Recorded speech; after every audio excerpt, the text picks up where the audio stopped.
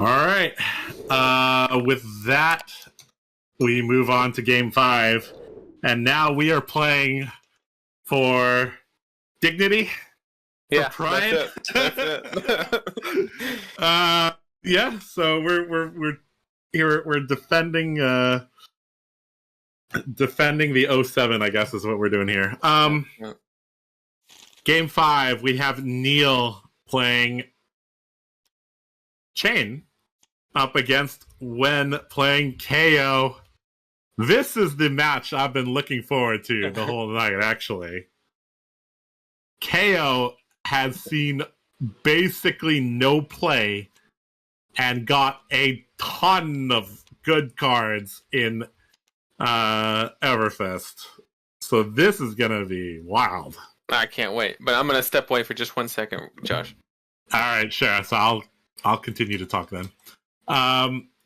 So as you can see, we have Neil, who is going to be playing Chane. Let's see if he can pilot it as well as Alan did.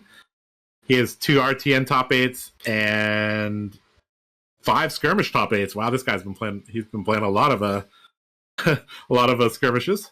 Over on the other side, we have Wen, who is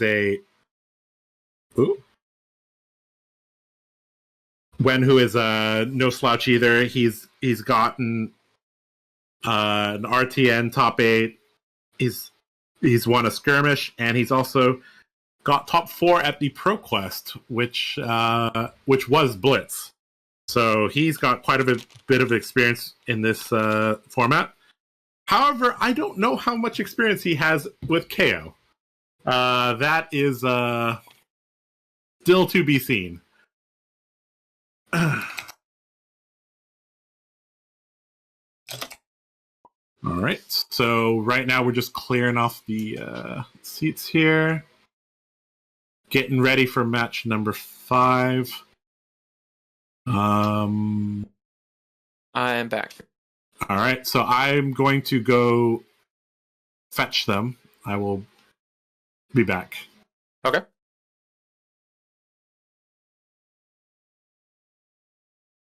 All right, I guess I just want to take a second just to say we got 69 people watching.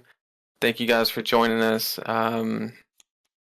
Big shout out to Josh's brother for hosting this for us, and then of course Josh organizing the whole thing.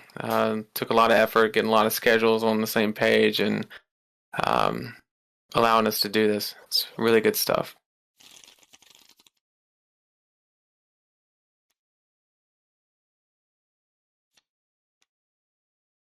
All right, so we got the players in the feature match. Let's do it. And they are loading up all their stuff. All right. All right. I guess we can transition into the game. So, do you think Kayo's running a clause or club here? I've never played against a KO, so I have no clue. I have played against 4 KOs in my life, and I'm at almost 2,000 experience now. So, I mean, my knee-jerk reaction is like, does it matter? Because your main thing is you're just trying to play those 6 attack or higher to get that roll. I don't think it really matters that much. I guess you're probably going to get more value out of the club, because right. If you go for the claws, that's generally like a Blood Rush Bellow type of strategy, right? Whereas I think Wen's idea here is just to send one giant attack at Neil a turn. And club's also really good. It's efficient. It comes in for 4. It's a break point. You can use it to slowly chip down if you need. Well, there's his equipment. Yep. We'll clear off the board here for him. All right. So for this match, why is there a sink below here? Not entirely sure. Oh, they'll figure it out. We'll assume that they know what they're doing. I see somebody says hi, Joe Sir, in the chat. Hello. As you might be wondering why the people in Hong Kong call me Joe Sir, because Joe Sir sounds like Joshua, and people that are in education or teach, they refer to them as Sir, basically. So their teachers or their professors, they call them Sir. So that's why I'm called Joe Sir. Looks like a little bit of rewinding there. Okay. I think everybody would prefer to have this kind of as a webcam, but since it's release weekend, we are playing on TTS just to, for some reason, he has warrior cards. What's going on? Wait, what?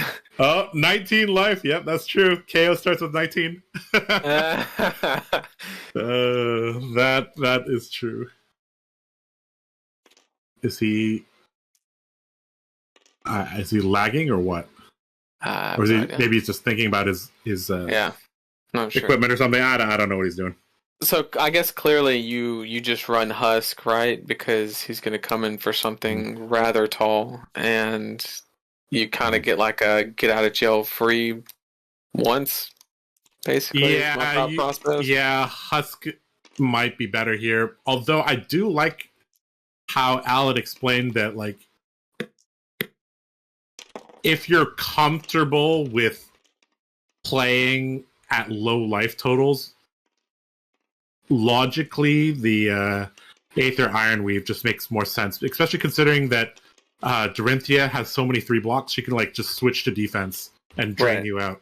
Right? So, and well, maybe it's more specific to Warrior because Warrior actually has things that can suddenly drop you below 13 life. So right, I don't think you do that against Kayo. Kayo. Yeah. Let's just remind the people a little bit about what Kayo does, okay? Yeah, so it's probably a good idea. Kayo has 4 intellect and 19 health. And it says whenever you play an attack action card with 6 or more base power, hint, everything in his deck is going to have 6 or more base power. Roll a 6-sided dice. 1 to 4, halve the base attack, round down. 5 or 6, double the base attack. And Kayo has several cards that attack for 8. So that we're going to be looking at some juicy 16 damage attacks, possibly. And I think the biggest card that we're looking to see is the specialization Ready to Roll, which, if I'm not mistaken, is a 0 cost blue. And what it does is it allows you to, any time where you roll a die for the turn, you roll 2 and you ignore the lower one. So it turns that 33% chance into something much, much more favorable. Mm-hmm. All right. Both players have shuffled. This dice roll, the first of many in this game, is going to be pretty important. Who won the dice roll here?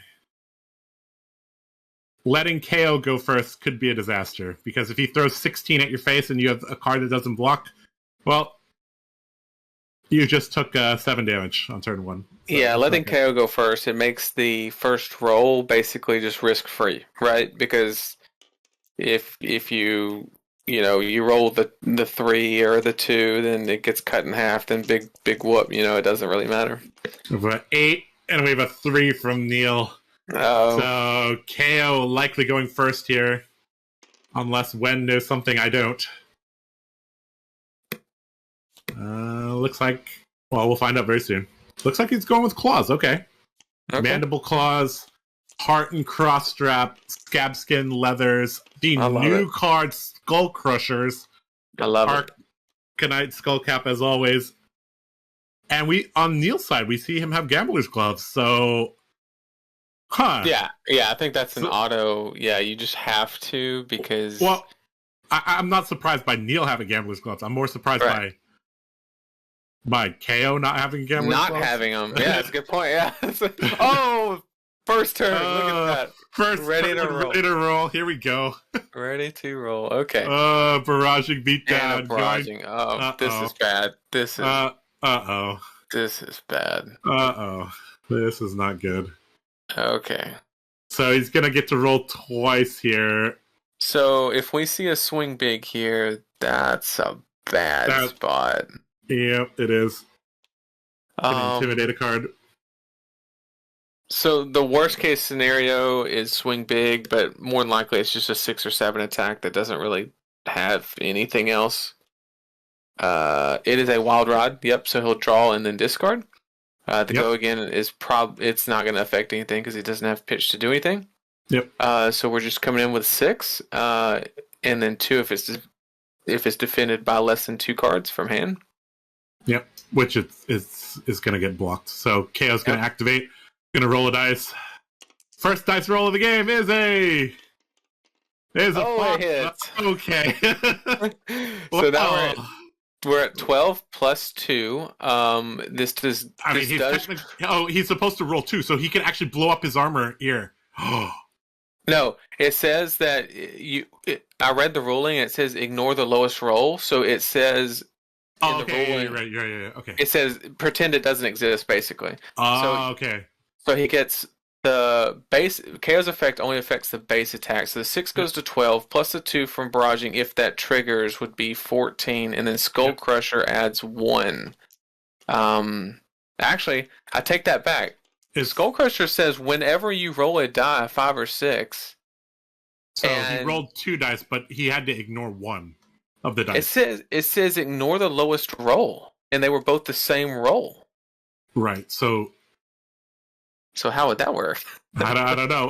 Well, he's displaying 13. I'm going to trust that Wen read the release notes and knows what he's doing. So this is an attack for... So 6 becomes 12, adding 1 from Skull Crushers. Okay. Right. All right. Uh-oh, he has a 2 block in his hand. Uh-oh. And he has a Sting of Sorcery. There's another 2 blocks. So that's 7 against 13. That's a lot of damage turn 1. Wow. Yes, it is. 7 against 13 is going to be 6 damage here. Which means his husk is on the verge of breaking already. Yeah, that's... Well, at least there's no arsenal, so, Yay. Yeah, I don't know about that. So that's... Gets his intimidated card back. And draws 3 here. And, yep. KO. Alright, so that's about as good of a start as you can ask. Yep. From the KO. I think the only thing that would have made it better is like a 7 or 8 power attack. Yeah. But I was thinking if that barraging beatdown was a rolling thunder, because he had the extra pitch, it would have boosted, the attack by anywhere between 1 or 6 more. So it could have been a lot worse. But definitely gives KO the lead here. Now Chane's got a response. Good part is it was just enough or just not enough damage to pop that husk. So the next attack, when it comes in for 6 or 7, is basically just going to get wiped out by the husk. So he has that going for him.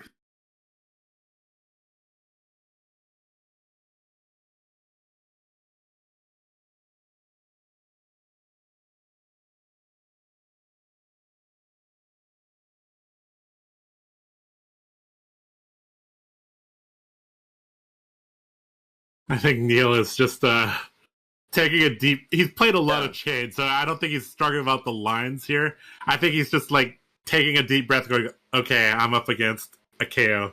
Let me take a little bit of a...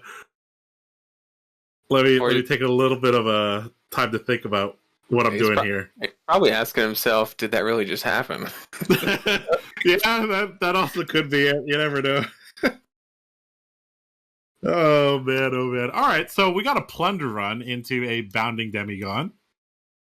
But from hand, this is just a 3 attack, so it's going to get blocked here. All right, but he has go again here. Could swing Rosetta Thorn. Yeah, it seems like anytime you play plunder run like that, it's typically just used as a Rosetta Thorn enabler. Wow. He has go again and didn't swing Rosetta Thorn? Am I missing something?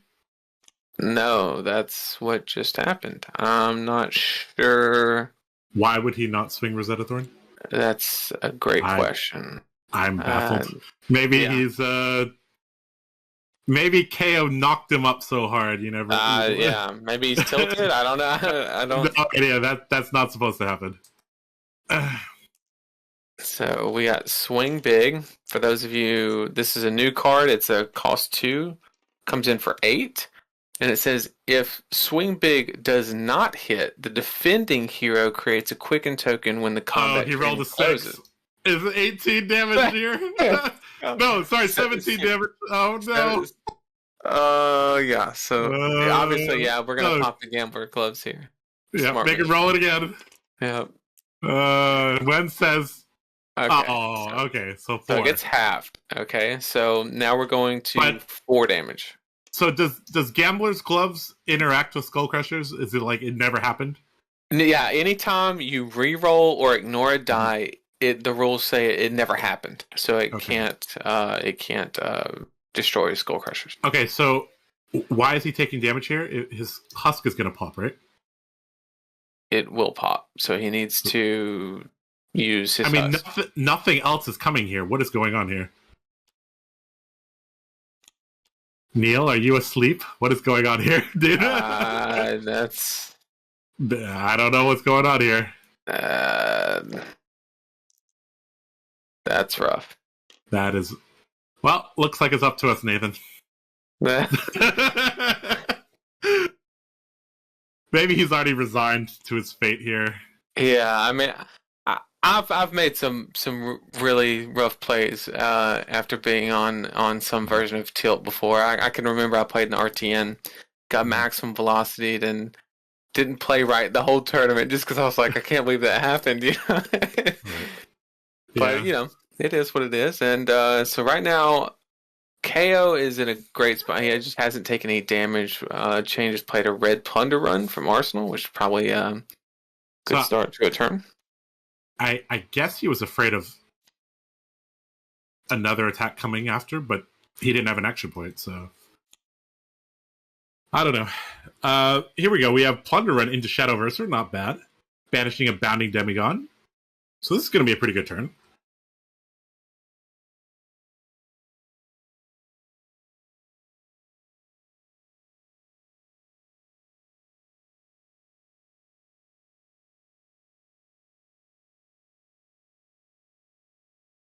Another thing is that on TTS, sometimes you miss things that you would not miss in real life. Like Tunic? Tunic is the worst for me on TTS. Yep. So it looks like Wen is just going to let this hit. Plunder Run results in a draw here. Going to Soul Shackle into something.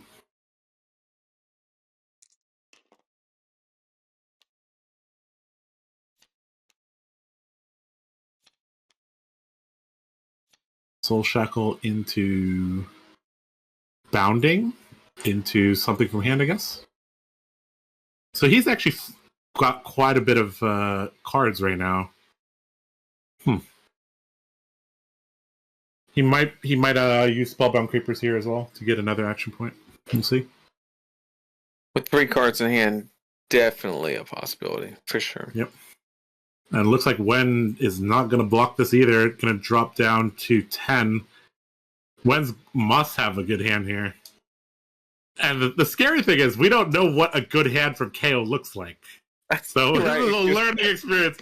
Like, okay, KO's not blocking. Alert, alert, alert. What does that mean? Hey, Revel in Runeblood. We saw that card just now. Very nice card. Oh, wow. He has another one. So if he plays another one, that's 8 rune chance. And then swings Rosetta. Holy cow. He might win this. Because does he have any AB? He does not have any AB. It's Skullcap, but that doesn't. So that doesn't literally, count. Yeah. But if he plays double Revel, into Rosetta, 8. That's oh my goodness. Yeah, that means that he forces a blue out of KO's hand. And puts him on 2 life. Wow. That's Oh my goodness. Is Neil just gonna like stumble into a win here? Did Neil just big brain us? Like, what is going on here? Pitching a howl from beyond. 2, 2, and 8. That is so he takes the 8 and goes down to 2, and then he has to pitch a blue, and then also skullcap block. Yeah. Skullcap for the armor. Yep. So if Neil remembered to Rosetta Thorn on turn 1, he would have won this game. Yep, that is correct. Huh. Okay. Well, it turns out Revel in Rude Blood is pretty good. It's pitching a blue. Yep. All right. Holy cow! Turn this game around quick. Oh, okay. Well, that's because now, I mean, imagine a situation where Kayo doesn't have another blue. Yeah. Then now the game's over because now Kayo's never going to have enough cards to actually pivot or. Chane's so strong you can misplay twice and still win.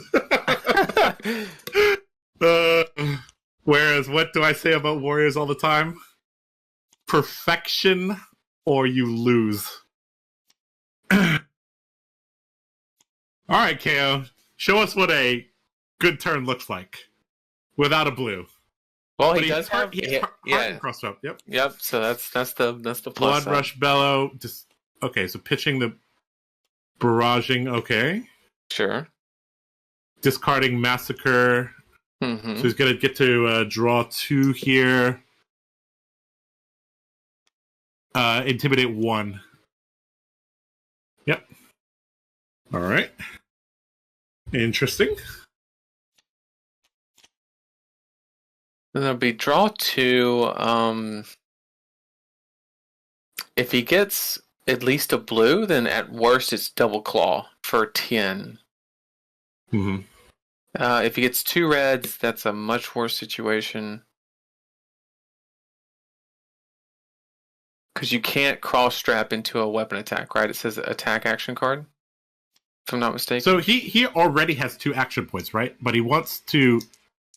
Oh, no, he doesn't have 2 action points. No, he does not. Okay, now he has 2 action points. Now he does. Okay. All right. So he's discarded a 6, so his weapon has go again. So I guess I don't know why he needed to take that risk there.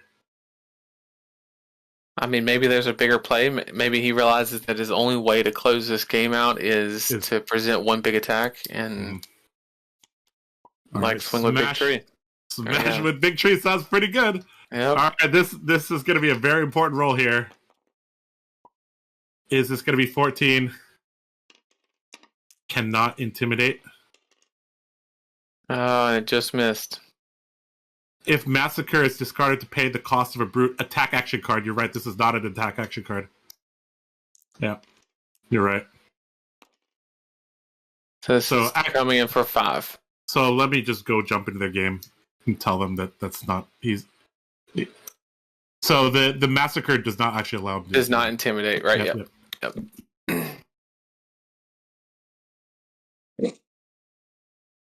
Yeah, so that was my thought process, that the KO player just realized that they had to make a big move here after the Revel turn on the Chane player's end. Because, you have to look at the double claw, right? That was the next best thing, because he did have the blue. He had the defense reaction with Reckless Swing, so he could have paid for both claws. They would have came in for 3, already had go again, because he didn't need to roll the scabs. So that would have came in for 5 and 5. However, the Chane player is already at 11. So at best, you would have gotten 1 card out, and then now KO's at 2 life. Mm-hmm. So he just plays a couple cards and swings with Rosetta and cleans the game up. So I think he just realized that he had to make a move. Yeah. Okay, so thank you to Xing and Alan and the guys in the chat for reminding us that discarding Massacre to Blood Rush Bellow does not intimidate, because that was not to pay the cost of a brute attack action card. Thank you for that. So he used Smash with Big Tree and failed his roll? Yes, he rolled a 4.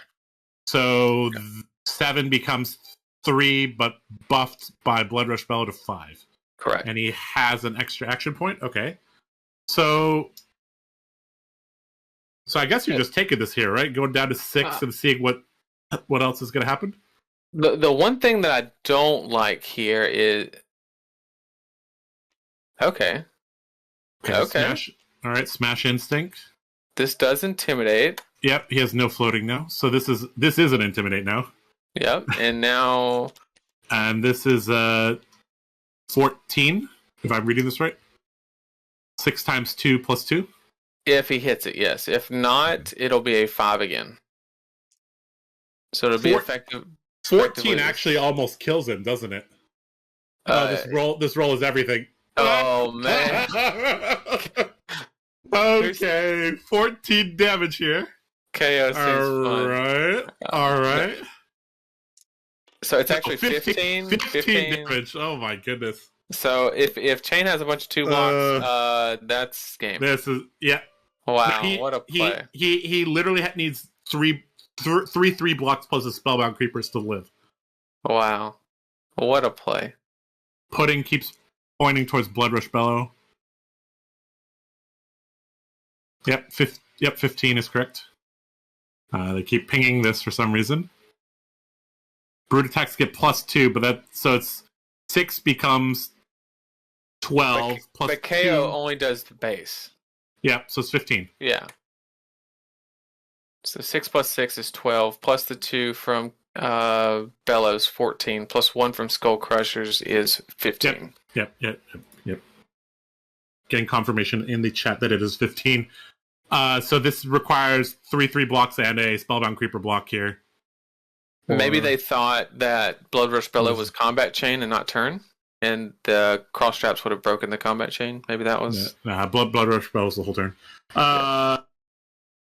So either he has 3 blocks or he does not have 3 blocks, and the game is over. Captain's Call is a 2 block. That is the game. And that card doesn't block. That doesn't even block. Uh-oh. Okay, good game. So block for 5, 6. Yep, take 9, go down to -3. GG. All right, let me drag them in here to talk about that. Like I hate doing that in order. Hello. Have a. Hi, you guys are on the stream now. Yeah. Wow, that was a very, very interesting game there. Lots of dice rolling there, lots of fun there. When can you tell us a little bit about your deck and how you built Kayo with the new cards?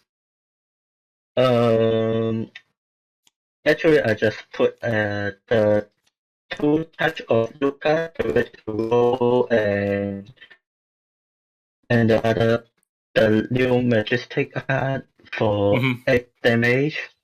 So and also the new command card so that you can no need to pay the additional cost to pay the attachment card, so you can run more soft. So you run ready to roll the Bear Fangs and the High Roller. High Roller, of course. High Roller, very nice. This 4 card. And Swing Big. Yeah, Swing Big is the 8 attack that can become 16 pretty easily there. And we saw quite a bit of shenanigans there. So Neil, there was on turn 1, you had go again and missed the Rosetta Thorn Swing, I think. Is that was it turn 1 or turn 2, Nathan? It was the first effective turn. It was the Plunder Run into a Bounding in the 2 cards in hand. Yeah. And then you Arsenal passed. Yeah, we were wondering, like, huh? I thought I missed something, but I think you just had go again there and didn't swing the sword there. So I think that was the 2 damage you were missing, unfortunately. I don't even remember that. And he forgot to use the husk. Yeah. Blitz is so fast. It's 1 a.m. It's way past my bedtime, man. All right. Gonna blame it on the time then. All right, got it. No problem. All right, no problem. All right. Yeah. Well, thank you for the match. That was very entertaining. I'm sorry you got a high roller there, Neil. Yeah. But it is what it is. You know, you blame it on the RNG.